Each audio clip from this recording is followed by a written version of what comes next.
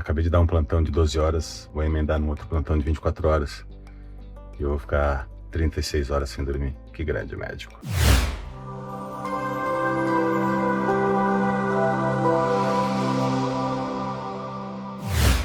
Por que o médico plantonista se gaba de ficar muitas horas sem dormir? Porque antigamente, para ser médico, não tinha outro caminho. Você tinha que dar plantão. Se você quisesse ser médico, você tinha que saber lidar com a privação do sono. Então, o bom médico é aquele que não dorme. Então, o sofrimento, privação do sono, fez a gente criar uma crença, um valor completamente deturpado, de que o bom médico é o que não dorme.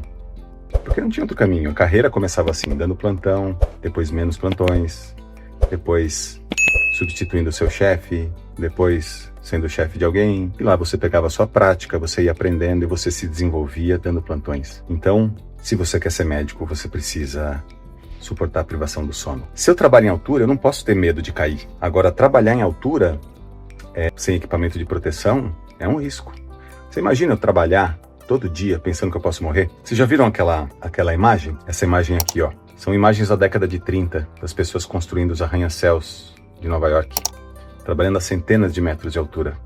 Se eu chegar para um trabalhador de altura desse e falar: você não tem medo de cair, não? Não era melhor você usar um cintinho e se ancorar em alguma coisa? Para se você cair, você fica pendurado, você fica ancorado em alguma coisa? Ele vai falar: claro, por favor, onde é que eu consigo um? Ou ele vai falar: não, isso é coisa de boiola, isso é coisa de menininha, eu não preciso disso, isso aqui para mim é normal, sempre foi assim, eu sou corajoso, eu sou equilibrado. Bom trabalhador de altura é aquele que não tem medo de cair. Por quê? Porque para ser trabalhador de altura, passa a ser uma condição necessária você não ter medo de cair. Então, é criado uma crença e um valor deturpado. O bom médico é o que não dorme. O bom trabalhador de altura é o que não tem medo de cair. O bom cidadão é o que anda na rua sem ter medo de ser assaltado. E assim, a gente vai negando a nossa fragilidade, a gente vai negando o risco, o sofrimento, o medo, inventando crenças e valores completamente deturpados. Por que usar cinto é coisa de boiola?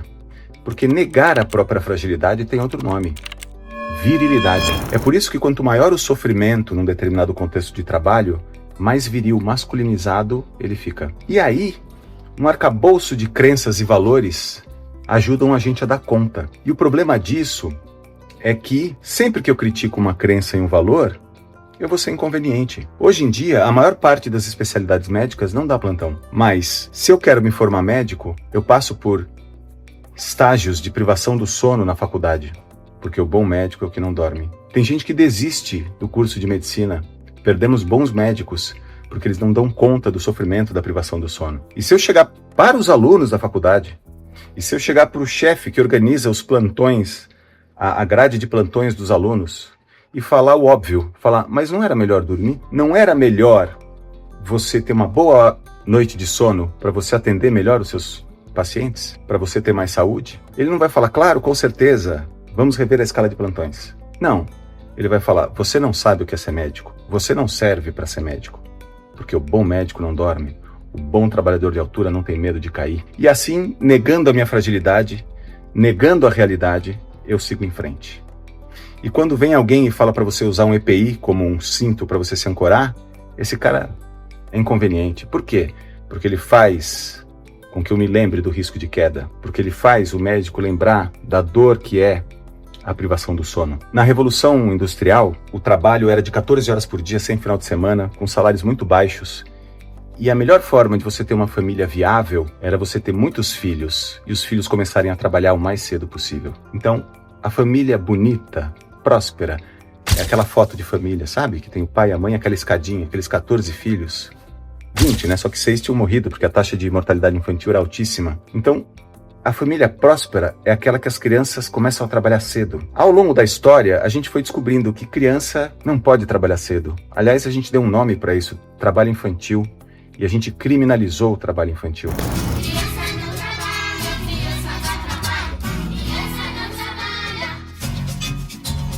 Mas se eu voltasse no passado, na Revolução Industrial, e falasse para um pai, mostrando o filho, todo sujo de graxa, todo orgulhoso do filho: pai, isso aí no futuro é trabalho infantil, criança tem que brincar e estudar. Quando você não deixa a criança brincar e estudar e faz ela trabalhar, você compromete o desenvolvimento dela. Ele não vai falar para mim: nossa, muito obrigado, filho, vai para a escola.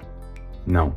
Ele vai falar, se as crianças no futuro são vagabundas, o problema é de vocês, porque eu com 8 anos estava na lavoura. Vocês percebem como é inconveniente questionar crenças e valores, mesmo que essas crenças e valores já não tenham mais sentido, e a única coisa que elas fazem é gerar sofrimento? E aí eu pergunto para vocês, quais são as crenças e valores atuais que não fazem mais sentido? O que a gente enche a boca para defender e falar, mas se a gente for tentar explicar o porquê, a gente se enrola e a gente se apoia em frases feitas, em sempre foi assim, é assim que funciona. Ó, lá vem você querer inventar a roda de novo. E quando alguém sucumbe a esse tipo de sofrimento, quando alguém cai lá de cima, quando um médico tem um burnout, quando uma criança adoece, de quem que é o problema? Na cabeça das pessoas que ainda estão apegadas a essas crenças e valores, o problema é de quem adoeceu, é de quem sofreu o acidente. Ele que não tem equilíbrio.